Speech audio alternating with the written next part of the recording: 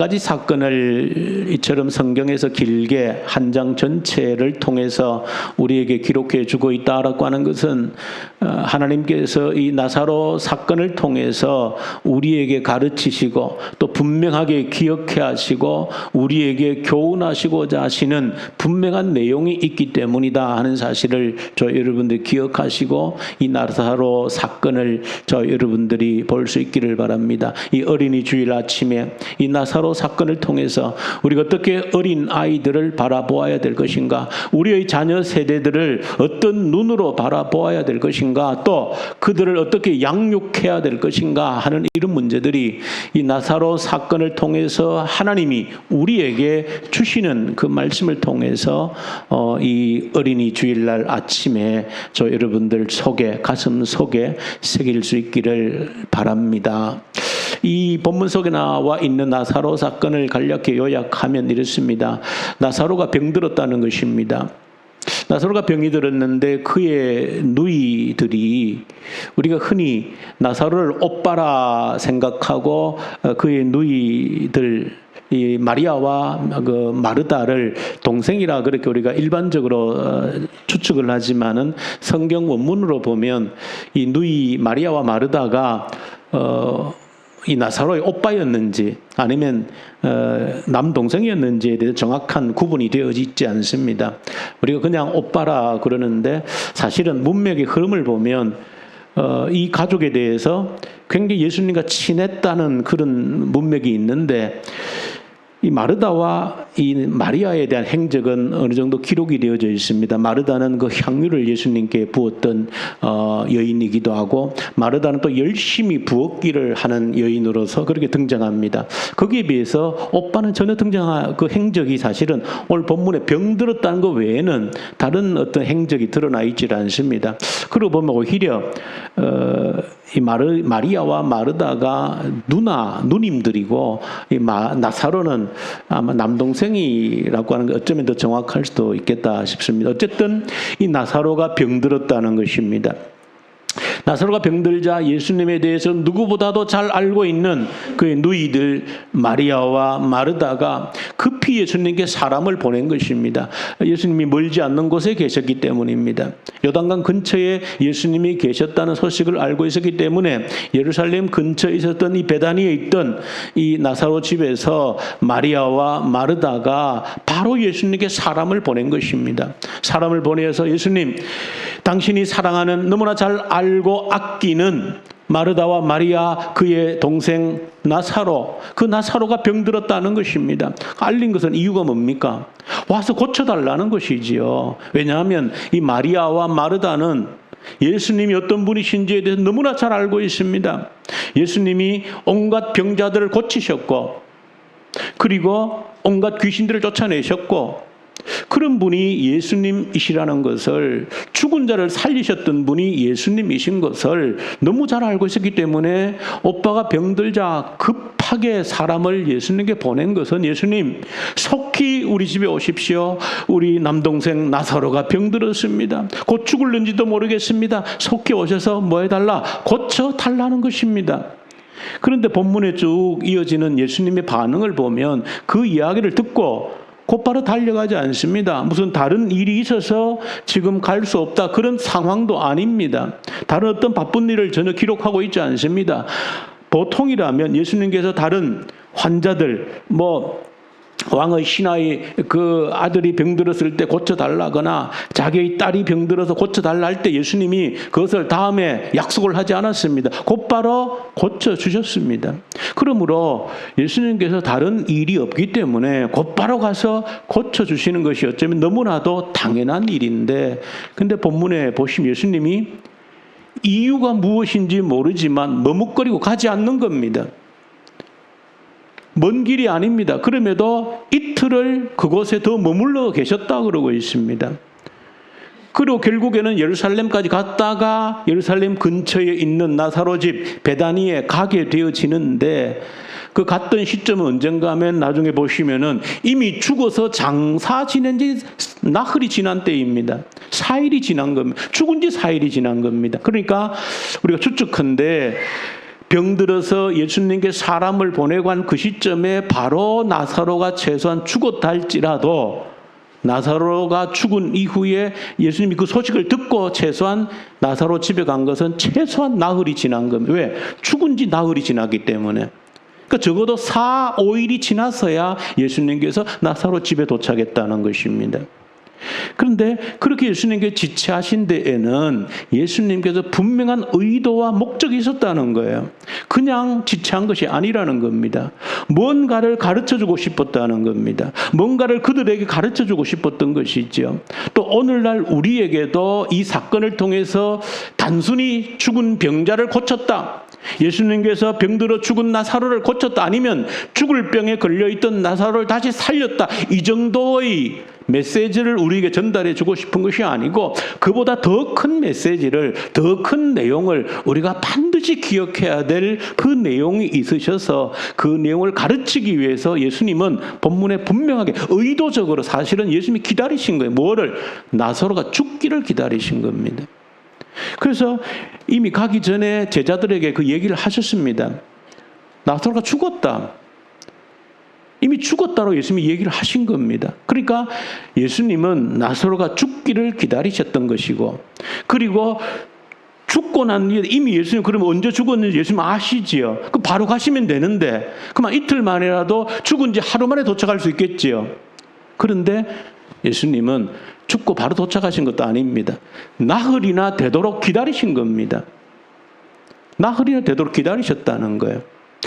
분명히 예수님은 그렇게 하신 데는 이유가 있다, 목적이 있다는 것을 보여줍니다. 유대인들은 장례 풍습 가운데 한 가지가 뭔가 하면, 오늘날 우리나라 장례식은 기본적으로 3일장을 하지요. 보통 홀수 날로 하죠. 3일장 아니면 5일장 이렇게도 하는데, 요즘 코로나 때문에 이제 여러 가지 화장터에도 어려움이 있어가지고 보니까 이제 3일장이 안 되면 4일장도 하고 어떨 때는 일주일 8일장 열흘까지도 가는 그런 경우가 지금 종종 있다는 것을 뉴스로 듣지요. 어쨌든 그 당시 유대인들 장례 풍속은 사람이 죽으면 죽음이 확인이 되어지면 곧바로 그날 당일에 무덤에 안치를 하는 겁니다. 무덤은 보통 가족 무덤처럼 이 굴 같은 것을 미리 마련해 둡니다. 그래서 당일 죽으면 당일 그 죽음이 확인만 되어지면 당일 바로 시신을 무덤에 안치해 버립니다. 늦어도 이틀을 넘기지 않습니다. 그 이유, 중요한 이유 중에 한 가지는 시신이 너무나도 빠르게 부패하기 때문에 그렇습니다. 그것은 그 당시 유대 땅의 날씨와도 관계가 있고, 또 당시에는 어떤 지금처럼 냉장 시설이 없지 않습니까? 그러니까 우리나라 옛날 장례할 때 입관도 바로 하지. 우리나라도 입관은 바로 하고 병풍 뒤에다가 향을 피우고, 이렇게 향을 왜 피우겠습니까? 시신이 썩은 냄새 때문에 피우는 겁니다.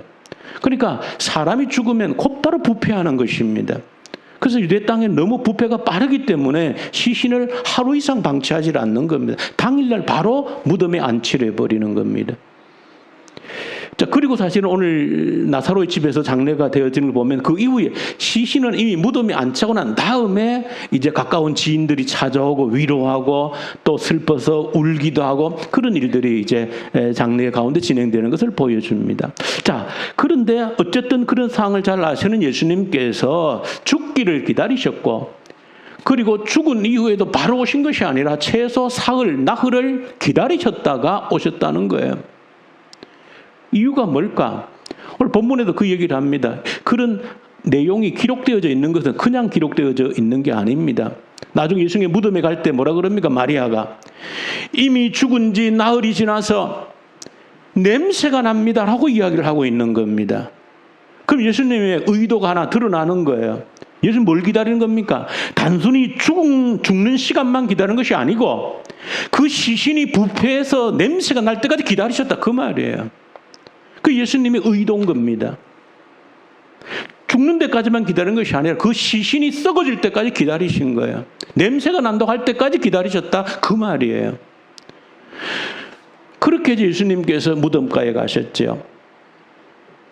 그런데 예수님께서 무덤 앞에 서셨을 때에 오늘 성경에 보시면 이런 기록이 잘 없지요. 예수님께서 눈에서 눈물을 흘리셨다고 그랬습니다. 눈에서 눈물을 흘리셨다 그랬습니다. 근데 가만히 보면 이 눈물은 지금 마리아도 오늘 본문에 보면 막 달려나가니까 사람들이 무덤가에 가서 곡걸하려고 울려고 가는가 보다 그랬죠. 많은 사람 눈물을 흘렸을 겁니다.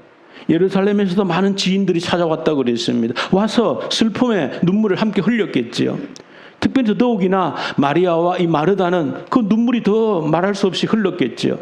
그런데 예수님이 지금 흘리신 이 눈물은 마르다, 마리아, 가족이, 유족이 흘린 눈물이나 그런 다른 아는 지인들이 흘린 눈물하고는 전혀 차원이 다른 눈물이라는 겁니다.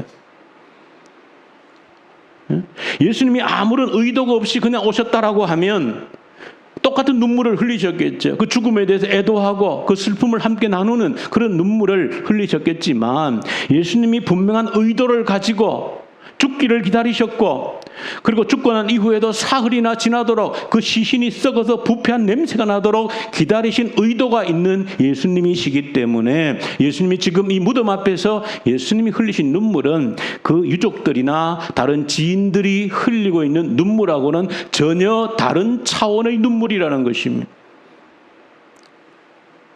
유족들이 그저 슬퍼서 애통해서 흘린 눈물이라면 더더욱이 마르다와 마리아의 남동생이었다면 젊은 나이에 죽었지 않겠습니까?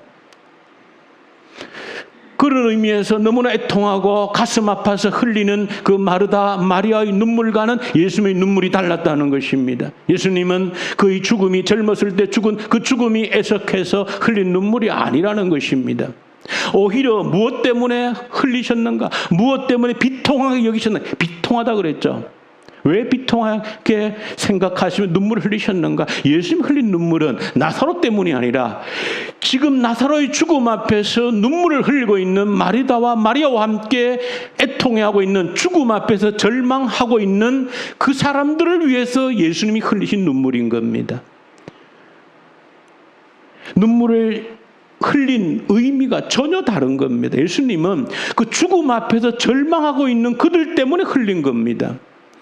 죽음 앞에서 아무런 희망을 찾지 못하고 있는 그들 때문에 예수님은 비통히 여기시고 눈물을 흘리셨다는 겁니다. 예수님이 그 장사 지내러 온 그 장례식에서 그 똑같은 눈물을 흘리신 게 아니라는 겁니다. 그런 눈물을 흘리신 예수님께서 이미 썩어서 냄새가 나는 그 무덤 앞에서 돌을 치우라 그러죠. 왜냐하면 당시에 보통 무덤들은 이 굴을 파서 무덤을 만들었고 굴 입구를 예수님이 죽으셨을 때 굴 입구를 돌로 막아놨던 것처럼 큰 돌로 일반적으로 막아놓거든요. 그래서 그 돌을 치우라는 것이죠. 이미 냄새가 나는 썩어서 냄새 나는 그 무덤 앞에 서서 그 돌을 치우라는 겁니다. 그리고 그 앞에 무덤 앞에 서셔서 이미 시신이 썩어서 냄새나는 그 무덤 앞에 서셔서 예수님께서 오늘 뭐라고 말씀하신 겁니까? 나사로야 나오라고 외친 겁니다. 나사로야 나오라고 외친 겁니다.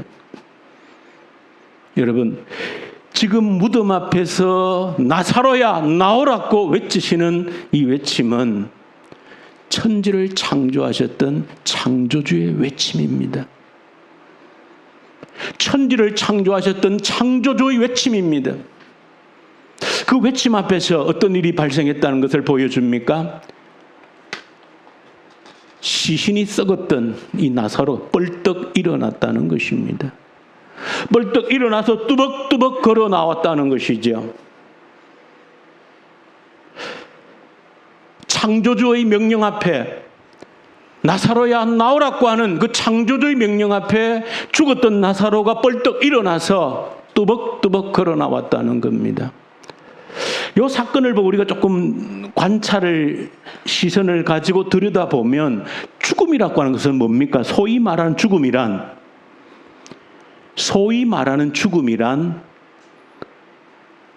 영과 육의 분리지요.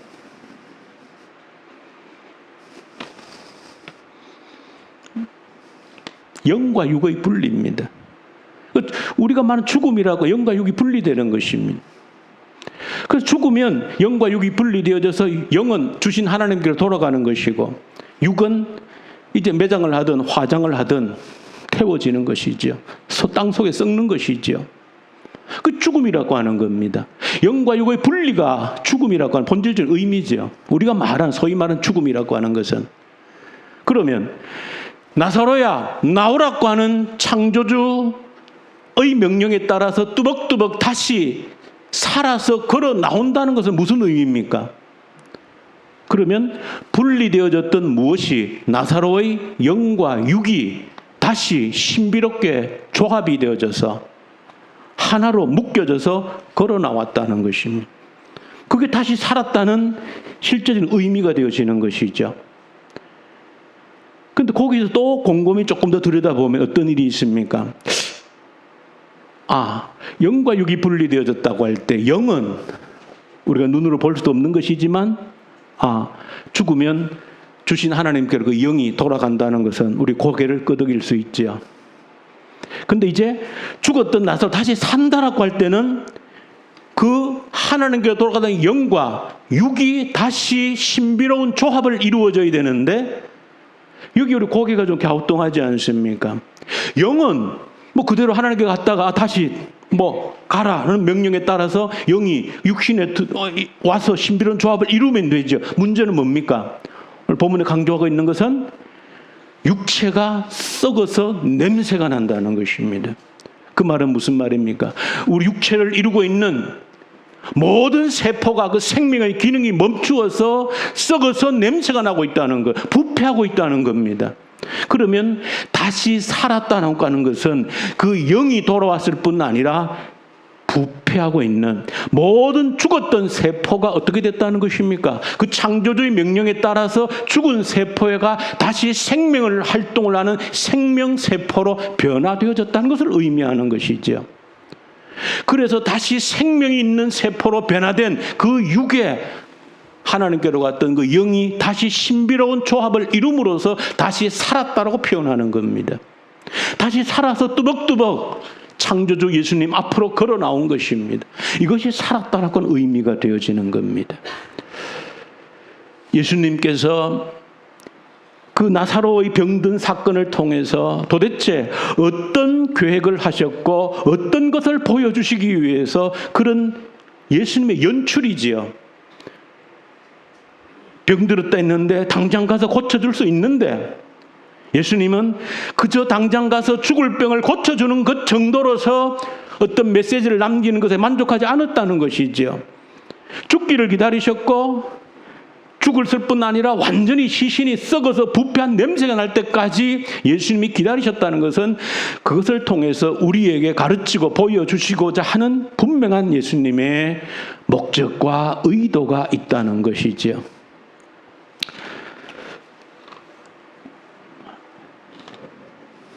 죽음이라는 것이 뭐냐라고 하는 것이죠. 죽음이 뭔가? 뭐가 죽음인가라고 하면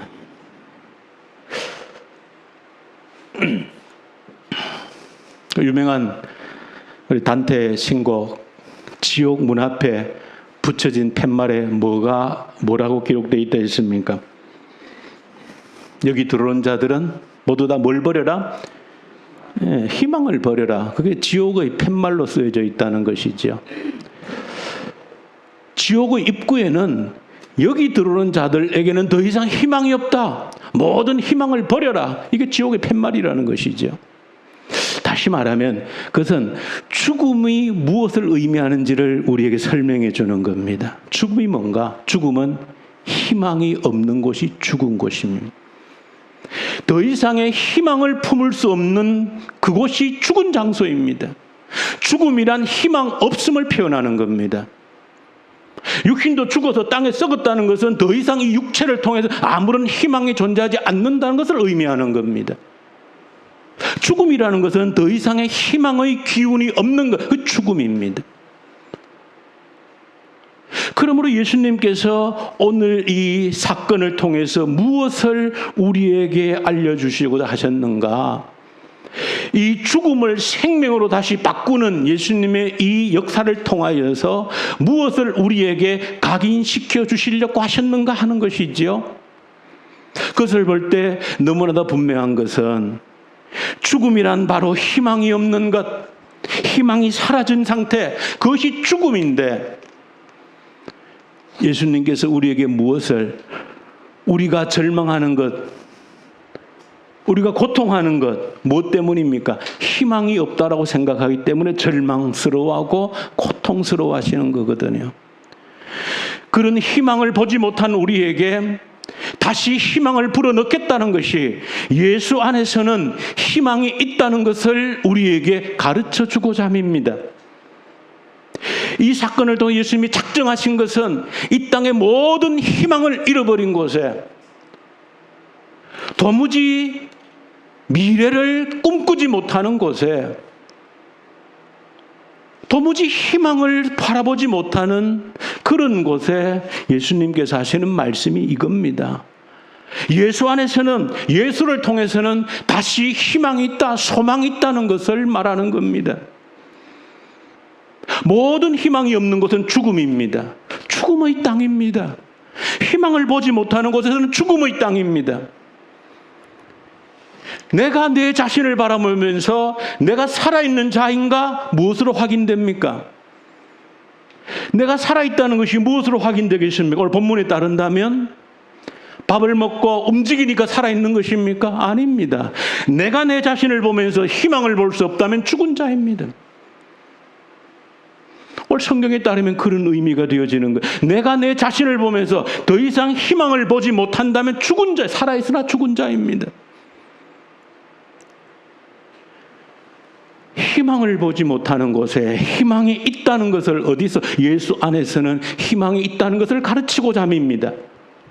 그래서 극단적으로 완전히 죽은 정도가 아니라 나흘이 지나서 시체가 썩어서 냄새가 나는 그 죽은, 완전한 죽음을 생명으로 다시 불러내시면서 희망이 없어서 좌절하는 자들에게, 희망을 볼 수 없어서 좌절하는 자들에게 예수 안에서는 희망이 있다라고 우리에게 선포해 주고 있는 말씀입니다. 여러분, 오늘 어린이날이지 않습니까? 아이들을 보면서 희망을 가지고 있습니까? 아이들을 보면서 희망을 가지고 있습니까? 아이라고는 범위를 글쎄요, 어디까지 정해야 되는지 모르겠습니다. 아이. 중고등부는 어린이날에서 예외가 되죠. 그럼 아이는 초등부까지만인가? 중고등부, 청년부? 넓은 의미에서 모두가 아이들이죠. 아이들입니다. 완전히 경제적으로 자립하지 않는 우리 자녀들이라면 아직 아이들이죠. 아이들이라고 하는 범주에 넣을 수 있습니다. 아직 부모의 보살핌이 뭔가 필요한 부분들이 있으니까 아이들입니다. 그런 아이들을 여러분 보면서 희망을 품고 있습니까? 내 아이를, 내 자녀를 보면서 희망을 품고 있느냐는 겁니다. 오늘 본문에 따르면 아이뿐 아니지요. 결혼을 했다고 끝나는 것도 아닙니다. 결혼을 했다, 내 자신까지도 그렇게 보라고 하지 않았습니까? 도대체 나의 자녀 세대들을 보면서 희망을, 꿈을 가지고 있느냐라고 하는 겁니다. 많은 사람들의 경우에 이미 내 자녀들은 다 정해져서 끝이 나서라고 생각을 합니다. 더 이상 변화될 가능성이 없다라고 생각을 하는 것이죠. 더 이상은 변화될 가능성이 없다라고 문을 닫아버립니다. 다 자랐어, 이제는 벌써. 이제는 머리가 다 굵었어. 이제는 내가 어떻게 영향을 미칠 수 있는 영역이 없어. 어쩔 도리가 없이 바라보기만 할 뿐이야. 라고 생각하는 것은 희망을 보지 못하는 것입니다. 더 이상 희망을 바라보지 못하기 때문에 그런 생각에 사로잡히는 것입니다. 그런 자녀를 보고 희망을 보지 못한 우리에게, 내 자신을 포함해서 자녀뿐 아니라 모든 내가 바라보는 사람들에게서, 희망을 바라보지 못하는 사람들에게서 여러분은 우리 교회 성도들, 나를 포함한 아니 나 외에 모든 다른 성도님들을 바라보면서 희망을 품고 있습니까? 여러분, 우리 교회 공동체 안에 나 외에 아니 나를 포함한 우리 교회 공동체를 여러분들이 바라보면서 희망을 품고 있느냐는 것입니다. 어떤 소망을 품고 있느냐는 겁니다. 어떤 것이 가능하리라고 하는 희망을 품고 있느냐는 것입니다. 만약에 내가 속한 교회 공동체를 보면서도 아무런 희망과 소망을 품지 못하고 있다라고 하면 그런 자들을 위해서 오늘 이 말씀을 주시는 겁니다. 희망이 있다라고 말하는 것이죠. 어디 안에? 예수 안에서. 예수 안에서 반드시 희망이 있다라고 이 말씀을 하고 있는 겁니다.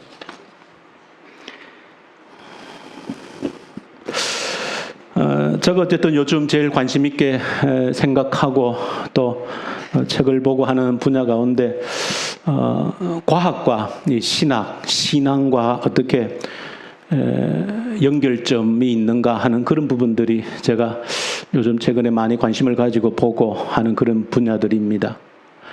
저는 잠정적으로 제 개인적으로 이런 결론을 내려봅니다. 신학에서 과학이 나오고 과학은 다시 신학으로 돌아가고 있다. 예, 뭐 알쏭달쏭한 얘기이긴 하지만 아마 이런 얘기가 무슨 얘기인지가 다음에 조금씩 우리가 한번 나눌 수 있으면 좋겠습니다. 종교에서 맹목적으로 믿는 종교에서 인간은 이성으로 과학을 만들었죠. 설명하려고 했죠. 과학이 엄청 발전했습니다. 그런데 그 발전된 과학은 다시 무엇을? 신학을, 우리의 신앙을 설명한다는 것입니다. 과거의 마지막 끝점에 와서 다시 하나님께로 돌아간다 그 말입니다. 과학적으로 하나님께 돌아간다 그 말이에요. 자, 그런 얘기도 다음에 우리 기회 될 때마다 조금씩 우리가 나누기로 하면서 오늘 본문을 통해서 우리가 기억해야 될 것이 한 가지 있다라고 하면 과거에 우리는 이런 생각을 늘 했습니다. 우리 뇌라고 하는 것이 이번에 신생아 우리 새로운 아이가 우리 출생했는데 보통 인간의 뇌는 이제 태아에서 6개월 될 때부터 뇌세포가 분열한다고 그럽니다. 뇌세포가 분열하면서 신경망을 형성하는 거예요. 일종의 신경회로를 형성하는 겁니다. 근데 태중에서 6개월 정도부터 뇌세포가 분열하고 신경회로망을 형성하면서 대략 태어나서 2년, 2살까지가 거의 뇌신경회로망이 거의 이제 완성이 되어진다. 그렇게 일반적으로 의학적으로도 그렇게 다 믿어왔습니다. 그래서 이제 인간 뇌세포라는 것도 성인이 되면 더 이상 생성되지 않는다는 겁니다. 그러니까 고정됐다는 것이죠. 그걸 가지고 조금 어려운 말로 유전적 결정론이라 그럽니다. 이미 다 결정됐다는 것입니다. 태아에서 결정되고 자라면 2살까지 모든 뇌세포가 이미 다 결정되어졌다는 것이 유전적으로 확정되어졌다 그렇게 보는 겁니다. 그러니까 굉장히 사실은 절망스러운 것이죠. 예를 들어서 나는 뭔가 머리가 조금 IQ가 좀 좋지 않게 태어났다 하면은 그걸 끝인 거, 더 희망이 없는 나는 그렇게 태어났어. 내 유전 정보가 그래. 더 이상의 내 뇌세포가 새롭게 어떤 변화될 가능성이 없는 의학적으로 없는 겁니다. 그게 사실은 지금까지 우리가 일반적으로 알고 있는 어떤 정보들인 것이죠. 근데 최근에 의학적인 뇌신경 과학이 발전되어지면서 전혀 아니다라고 발표를 한 겁니다. 전혀 아니다. 인간의 뇌세포는 어릴 때 완성되는 것이 아니라 죽을 때까지 새롭게 뇌세포가 만들어지고 새로운 신경회로가 만들어진다는 겁니다. 그것이 지금 최근에 이제는 의학 장비를 통해서 살아있는 사람의 뇌를 그대로 촬영을 할 수 있는 기술이 얻어지면서 그런 의학적인 정보가 새롭게 깨달아진 것이, 발견하게 된 것이죠. 그러니까 인간의 뇌라고 하는 것이, 두뇌라고 하는 것이, 뇌세포라는 것이 얼마든지 언제까지 내 생명이 멈출 때까지 내 세포는 계속해서 만들어질 수 있다는 것이고 무슨 일을 하려고 하면 일종의 신경회로가 만들어지는데 새로운 신경회로가 끊임없이 만들어질 수 있다는 겁니다. 사실은 우리가 이미 그렇게 해왔는데도 의학적으로 그렇게 설명을 못한 거예요. 예를 들면 여러분들이 나이가 들어서도 새로운 것을 시도하고 배울 수가 있습니까? 없습니까? 새로운 것을 배워서 익힐 수가 있나요? 없나요? 있습니다. 하나님은 그렇게 우리의 뇌를 창조하셨다는 겁니다. 언제까지? 죽을 때까지 뇌세포가 새롭게 생성된다는 겁니다. 그리고 새로운 어떤 일이든지 할 수 있는 신경회로를 만든다는 겁니다. 그러니까 변화의 가능성이 있다는 거예요. 그래서 브루스 립턴이라고 하는 신경세포학자가 그렇게 발표를 한 겁니다. 우리의 주인은 DNA가 아니다. 그런 책을 쓴 겁니다. 나의 주인은 DNA가 아니다. 그건 무슨 말입니까? DNA가 뭡니까? 그 DNA는 유전 정보를 가지고 있는 물질이지요. 유전 정보. 그러니까 기존에는 이미 나라고 하는 존재는 부모가 물려준 유전자, 그 태아에서 생성된 새롭게 생긴 유전자들, 2살 때까지 만드는 그 유전자에 의해서 내 모든 가능성들은 이미 완전히 뭐해졌다, 결정되어졌다고 생각하는 그 유전적 결정론이라는 거예요. 더 변화의 가능성이 없다라고 생각하는 거죠. 근데 거기에 대해서 이 세포학자가 보면서 아니라는 것입니다. 우리는 이미 만들어진 유전자, DNA에 의해서 우리가 결정되어지는 것이 아니다. 끊임없이 외부 환경에 의해서 우리가 무엇을 믿느냐에 의해서 유전 정보는 변화된다는 것입니다. 그게 최근 의학, 뇌과학에서 밝힌 정보들입니다. 끊임없이 변화된다는 거예요. 새로워질 수 있다는 것입니다. 사실은 그런 의학적인 정보를 통해서 우리는 오늘 본문의 말씀들을 훨씬 더 무조건 믿고 가는 것이 아니라, 아, 가능하구나, 주님의 말씀이 그냥 하신 말씀이 아니구나 하는 것을 우리가 새롭게 도전받게 되어지는 겁니다. 그냥 무조건 그냥 믿고 가는 것이 아니라, 아, 실제로 의학적으로 과학적으로 가능한 이야기인 것이구나, 얼마든지 변화가 가능하다는 것입니다. 새로운 변화가 가능하다는 거예요. 우리의 뇌에 어떤 영향을 주냐에 따라서 우리의 뇌는 끊임없이 새롭게 변화되어질 수 있다는 이야기를 과학에서 주고 있는 겁니다. 그러므로 가능성이 없어 보이는, 아무것도 되지 않는다 생각하는 우리에게도 얼마든지 가능성이 존재한다는 겁니다. 저는 특별히 우리 교회뿐 아니죠. 그 목회자들이 모이면 그 하는 이야기 중에 교회에서 절대 정치 얘기하면 안 된다 그렇게 얘기합니다. 정치 얘기하면 대판 싸움 난다는 겁니다. 그거는 뭐 어느 교회나 다 그렇기 때문에 특히 목회자들이 어떤 정치에 관한 어떤 이야기는 절대 입 밖에 내지 않지요. 근데 그 이야기를 들어보면 아주 중요한 메시지가 들어 있습니다. 무슨 얘기인가 하면, 예를 들면 뭐 어느 나라나 정치 이념은 보통 두 쪽이죠. 다 뭐 좌우, 좌파, 우파, 진보, 보수 이렇게 다 미국이든 뭐 유럽이든 크게는 다 그렇게 두 부류의 정치 이념이 있는 겁니다. 우리나라도 뭐 크게는 마찬가지죠. 보수 정치 이념이 있고 또 진보 정치 이념이 있는 겁니다. 근데 사실은 뭐 어느 게 절대적으로 옳지 않습니다. 절대적으로 옳은 정치 이념에는 절대적인 그런 의미가 없습니다. 늘 부족하고 잘못될 수 있기 때문에 그래서 좌우가 보완하는 겁니다. 그래서 서로 보완해서 더 좋은 걸 선택해 가는 것이 민주주의 정치 질서입니다. 그런데 안타깝게도 우리 현실은 더 대화가 안 될 정도로 가버린 겁니다. 대화가 안 될 정도로 가버린 거예요. 왜 그렇느냐? 우리 뇌가 잘못 점령을 당했다는 거야. 무슨 얘기인가 하면, 진보 사상을 가진 분들은 계속해서 진보적인 정보만을 내 뇌에 입력하는 겁니다. 요즘 같은 때는 정말 이제 인터넷 발달에 있어서 내가 원하는 정보만 듣게 되어져 있죠. 그렇기 때문에 진보적인 사람은 계속 듣는 정보가 진보적인 입장에서 전해주는 정보를 끊임없이 듣습니다. 보수적인 사람들은 듣는 정보가 끊임없이 보수적인 성향 입장에서 전해주는 정보를 끊임없이 머리에 입력합니다. 자신도 모르게 진보적인 성향으로 내 머리가 완전히 그냥 무의식화되어져 버립니다. 그러니까 내가 들은 성향과 반대적인 그런 의견을 들으면 아예 잘못되었던 것이라고 단절해버리는 성향이 내 뇌에서 작동하는 겁니다. 그러니까 대화가 안 되는 겁니다. 아예 대화가 될 수 없는 그런, 사실 우리 지혜로운 그리스도인이라면 그런 걸 탈피할 수 있어야 됩니다. 어떤 정치적인 걸 듣더라도 그게 절대적인 의미가 없습니다. 잘못될 수도 있고 잘못된 정보일 수도 있는 겁니다. 그걸 감안해 두고 들어야 되는 것이죠. 그런데 그것이 마치 전부인 것처럼 하다 보면 대화가 안 되는 것입니다. 더 이상 발전을 기하기 어려운 극단적으로 치닫는 것이죠.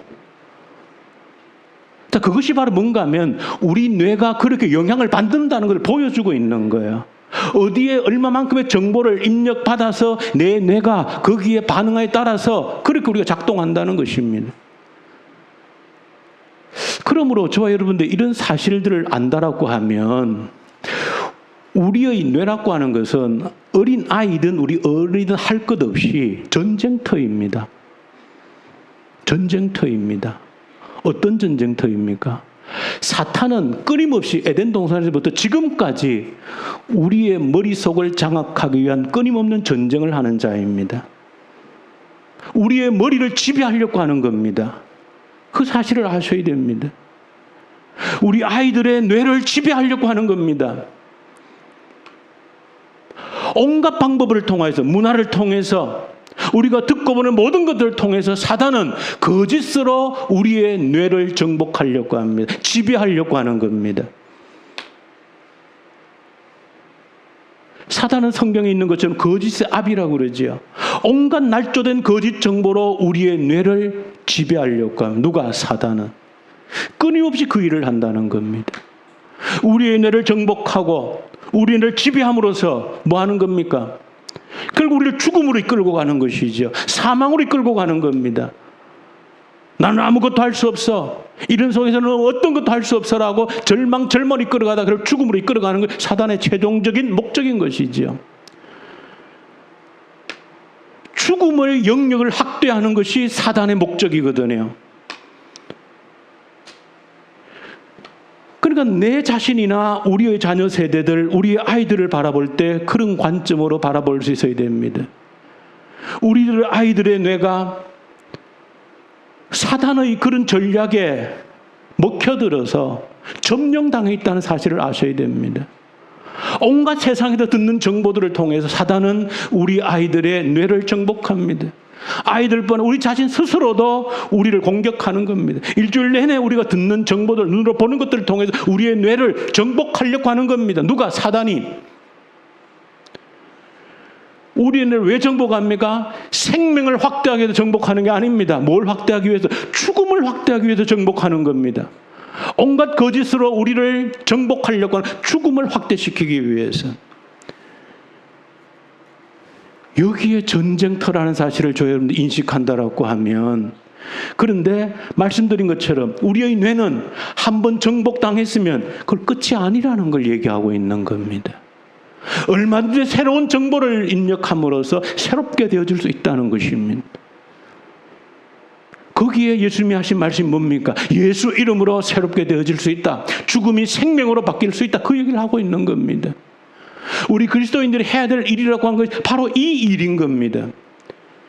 사단이 그들의 영향력으로 우리 속에 죽음을 확대한 이 상태에서 그리스도인들은 예수의 말씀으로 다시 생명을 확대해 나가는 그 일이 저와 여러분들에게 맡겨져 있다는 것입니다. 아무리 우리 아이들이, 자녀 세대가 잠식되어져 있다 할지라도, 온갖 거짓에 의해서, 사단의 세력에 의해서 잠식되어져 있다 할지라도 저 여러분들에게 뭐가 있다? 희망이 있다는 것입니다. 얼마든지 새롭게 변화될 수 있는 가능성이 있다는 것입니다. 죽을 때까지 우리의 뇌는 변한다는 겁니다. 바뀌어질 수 있다는 거예요. 새로운 뇌 신경 회로를 만들 수 있다는 것을 과학적으로 증명한 것은 우리가 그렇게 도전하라는 것입니다. 사실은 과학적인 이런 증명들이 우리에게 밝혀주지 않으면 우리는 절망스럽게 살아갈 수밖에 없습니다.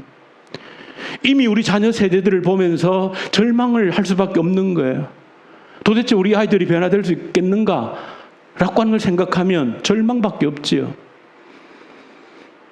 그러나 예수 안에서 죽음이 생명으로 바뀌는 것처럼 얼마든지 예수의 이름으로, 예수의 말씀으로 변화될 가능성을 우리에게 주셨다는 겁니다. 끊임없이 기도하는 것입니다. 끊임없이 말씀을 읽고 묵상하는 이유가 거기 있는 겁니다. 왜? 전쟁터입니다. 내가 그렇게 말씀과 기도를 나감으로 인하여서 알게 모르게 그 전세를 꺾을 수 있는 영향력들이 미치게 되어지는 겁니다. 한 가정에서 전쟁인 겁니다. 근데 누가 그 전쟁터에서 눈을 부릅뜨고 예수의 이름을 부여잡고 승리를 외치면서 가는 자가 있느냐라고 하는 겁니다. 있다면 영향력은 발휘되기 시작하는 겁니다. 주의 말씀을 붙들고 나가는 자가 있다라고 하면 반드시 승리할 날이 온다는 것입니다. 그런 희망이 저와 여러분들이 없다라고 하면 우리 무슨 희망으로 이 땅을 살아갈 수 있겠습니까? 근데 가능하다는 것을 보여주고 있는 겁니다. 오늘 극단적으로 이 누구를 통해서 나사로의 죽음을 통해서 썩어서 부패해서 냄새가 나는 이 나사로를 주님께 다시 생명으로 바꾸신 것은 너희들이 보는 어떤 불가능한 도무지 소망의 희망의 그림자가 없는 그런 상태에서도 너희들은 예수 이름을 가지고 있는 자들 뭐 하지 말라? 절망하지 말라는 것입니다. 아무리 사탄의 권세 강해서 우리의 자녀 세대가 또 우리가 점령당했다 할지라도 가능성이 있다는 것입니다. 그 죽음의 세계를 깨뜨리고 다시 생명의 세계로 갈 수 있는 가능성을 우리에게 주셨다는 거예요. 내 자신이 변화될 수 있는 가능성을 주셨다는 겁니다. 우리의 자녀 세대가 그런 생명의 세계로 가기를 원한다라고 하면 내 자신이 먼저 그런 가능성을 두고 기도하고 도전하고 내 자신을 먼저 생명의 세계로, 죽음의 영역에서 생명의 세계로 나를 이끌어내야 되는 것이죠. 저 여러분들이 하나님 앞에 가장 큰 죄를 짓는다라고 하면 뭐겠습니까? 내가 내 자신에게서 가능성을 발견하지 못하는 겁니다. 이런저런 이유로 내가 내 안에서 더 이상 가능성을 발견하지 못하는 것만큼 하나님 앞에 더 큰 죄가 없는 겁니다. 나이와 상관이 없다는 것을 믿으시기 바랍니다. 나이와 상관이 없습니다. 죽을 때까지 우리 뇌 세포는 만들어지고 뇌 회로를 만든다는 것 과학적으로 증명이 되고 있는데 나는 나이 때문에 안 된다. 거짓입니다. 쏟고 있는 겁니다. 환경 때문에 안 된다. 쏟고 있는 겁니다. 사단이 우리를 속이는 겁니다. 넌 이제 안 돼. 너 나이가, 너 환경이 평생 그렇게 살아왔잖아. 더 이상 변화의 가능은 없어. 그렇게 살다가 죽어. 누가 얘기하는 겁니까? 사단이 그렇게 얘기하는 겁니다. 성경은 끊임없이 우리에게 가능성이 있다고 이야기하는 겁니다. 변화될 가능성이 있다는 겁니다. 그래서 우리가 소위 말하는 기적이라는 것을 믿는 것입니다. 예수 이름에 그런 기적이 있는 겁니다. 오늘 나사로가 살아난 것처럼 그런 기적을 우리가 믿기에, 그런 기적을 우리가 주셨기에 오늘 저 여러분들 이 자리에 서 있는 것이지, 그런 가능성을 보지 못한다라고 하면 이 자리에 앉아있을 이유가 아무것도 없는 것이죠. 저 여러분들 살아있는 한 하나님께서 그런 가능성을 저와 여러분들에게 주셨음을 믿습니다. 전쟁을 해야 되는 것입니다. 전쟁을 해야 되는 것입니다. 말씀과 기도로 전쟁을 해야 되는 것입니다. 우리 교회를 통해서도 우리 교회 공동체가 어떤 일을 가능할는지 그에 대한 꿈을 꾸셔야 됩니다. 기도하십시다. 주님 아버지 감사합니다. 희망이 없는 절망 속에 부르짖는 저희들을 긍휼히 여겨주시고 예수 안에서 희망이 있다라고 외치는 그 말씀을 가슴으로 받아들일 수 있는 저희들 되게 하시옵소서. 예수님 이름으로 기도 올려드립니다.